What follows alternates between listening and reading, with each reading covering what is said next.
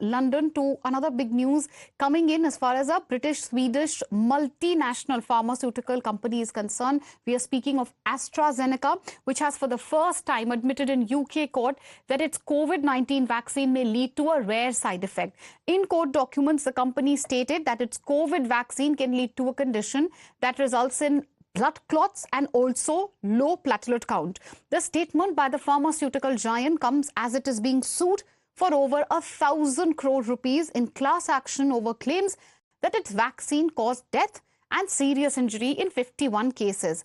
AstraZeneca's vaccine was manufactured in India by Pune-based Serum Institute of India and sold as Covishield in India. Now, sources tell Times Now that there is no case of rare side effects, that is TTS, was ever found in India, and admission of rare side effect in court is also not new, as the side effects of the vaccines were always in public domain. However, when Times Now reached out to the Serum Institute of India, the vaccine manufacturer refused to comment. That comment is to come yet, but AstraZeneca's admission has stirred a hornet's nest. Now, the Congress party has trained guns at the BJP and PM Modi, who had backed Covishield, asking why do they not clarify now, and the opposition has demanded an investigation in India as well.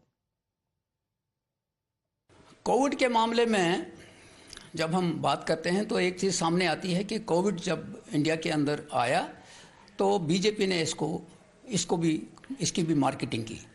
Marketing के बाद Covid की marketing की और vaccine जब लगाना शुरू किया तो उस वक्त भी बहुत से लोगों ने कहा कि ये वैक्सीन जो है अभी ज़्यादा टेस्ट नहीं की गई है, इसको नहीं लगाना चाहिए, लेकिन इन्होंने फोर्सबली लोगों को वैक्सीन लगवाई और कई लोगों की जानें भी गई।